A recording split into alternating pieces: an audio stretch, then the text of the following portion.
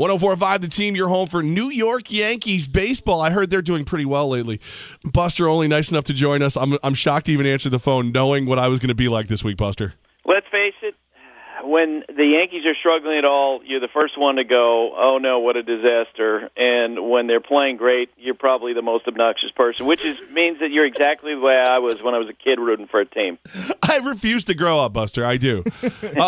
Aaron Judge, Goz called me last night. He's like, is this guy even human? Well, that home run last night, I think StatCast had it 448 feet. Home run tracker had it 451 feet, whatever. It was a cold night at Yankee Stadium, and the ball wasn't really flying at all, and he hits it as far as he did. And I love the reaction from Al Leiter on the S Network, basically going, wow, wow. And this is someone who's seen his share of home runs in his career, and Al Leiter.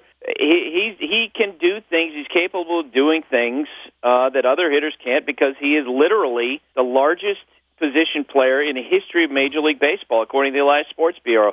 6'7", 282 pounds. There's never been a hitter that big. When I talked to Matt Holliday in spring training and asked about him, his response was, he's Giancarlo Stanton. That's how strong he is, and it's worked out perfectly for Aaron Judge that Matt Holliday is on the team this year because Matt Holliday's a big guy who has to try to figure out how to make all the his arms work in his swing. And according to Aaron Judge, he's really drawn a lot from those conversations that he has with Matt Holliday every day. And he already looks like a guy who's going to have a big impact this year. Aaron Judge is making Yankee fans excited. Also, the starting pitching has been very good. Why have they been so effective so early in the season? Well, I think you go case-by-case basis.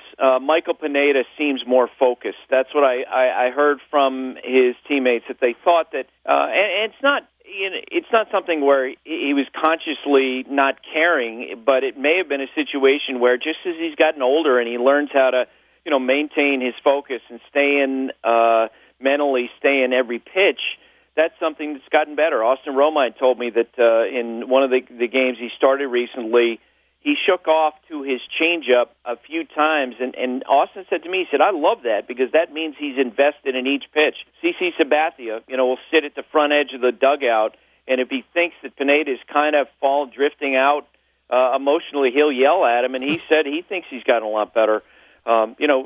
Severino, I think it's just a case of experience, and CC Sabathia has made the complete transition now from the guy who who could throw in the mid-90s to someone who changes speed, works on both sides of the plate, and uses hitters' anxiety against them.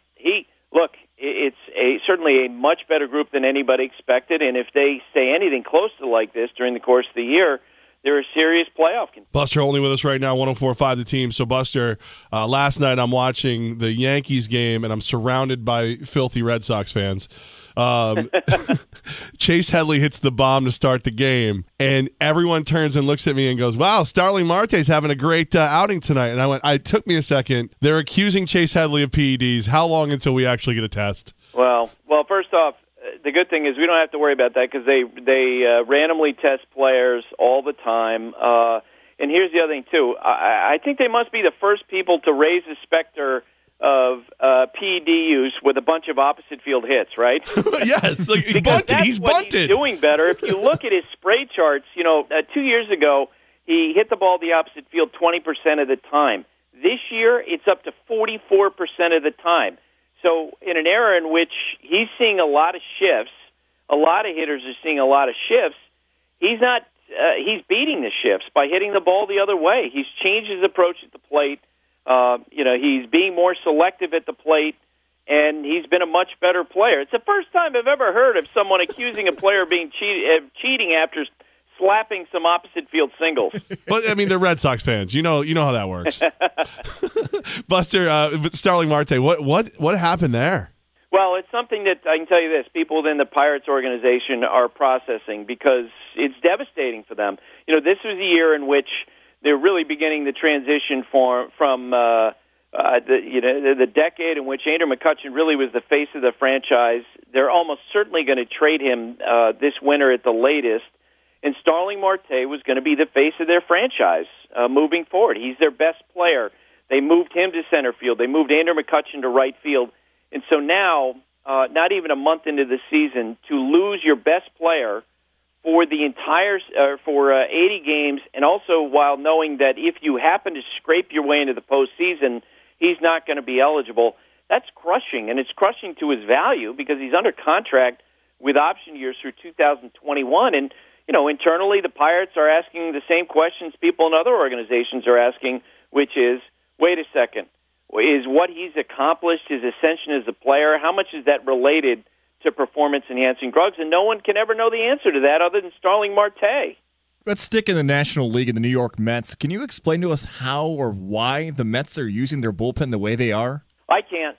It's a scary situation, I got to say, and it reminds me of I want to say 4 or 5 years back when the Atlanta Braves did a similar thing with Johnny Venters and Craig Kimbrell and Eric O'Flaherty, and you looked at it in the first 2 months and you thought, boy, those guys might melt down. Well, it turned out to be one of the biggest collapses in baseball history when the Braves relievers stopped. They flatlined in September. And when you watch what's going on with the Mets this month, it's pretty scary. They've got, I think, 3 relievers now on a pace to have over 100 appearances for the year because they've had several guys make 10 appearances in the first 15 games.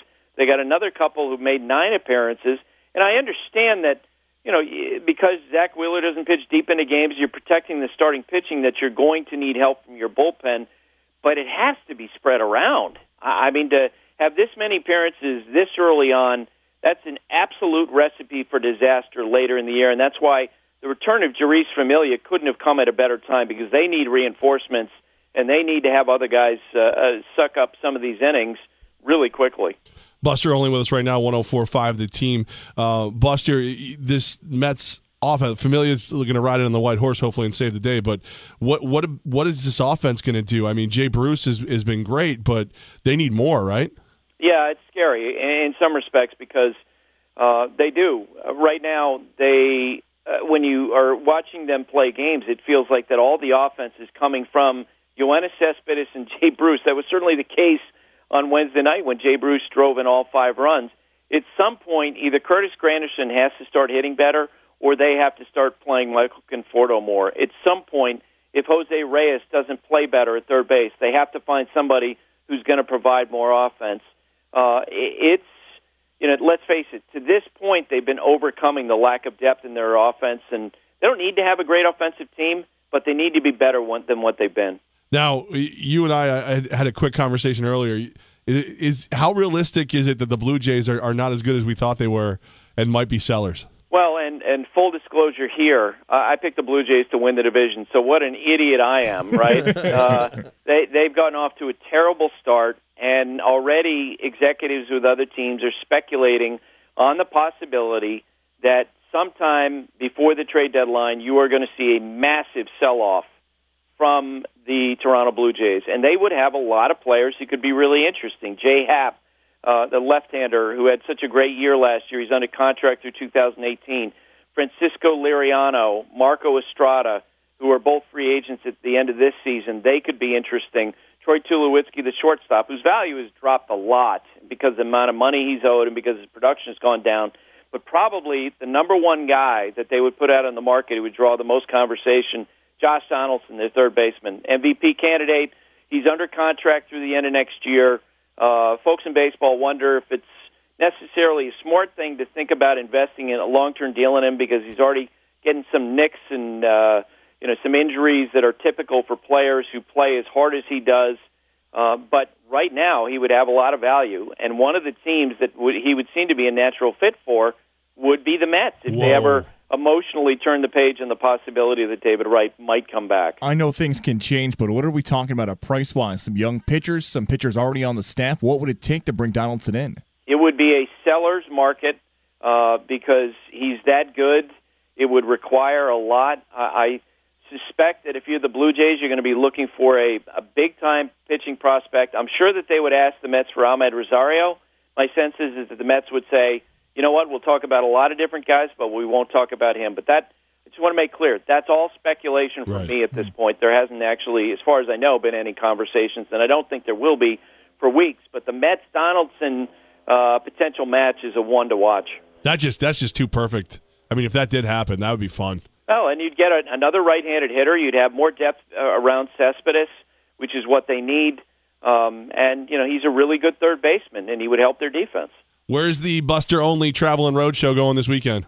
How about Citi Field? We got the Nationals and we got the Mets. We got Max Scherzer on Sunday night pitching against Zach Wheeler. Bryce Harper is red hot. Can't wait to see him in pinstripes, Buster. And I'm sure if any Mets fans probably are going to cringe as they see that Daniel Murphy's off to another great start. Oh man, I just love that we're talking baseball and that the Yankees are actually worth talking about, Buster. Well, come on, you've been there's a glass half empty thing you've been talking about since the middle of the wintertime, and I've been telling you they're better than what you think.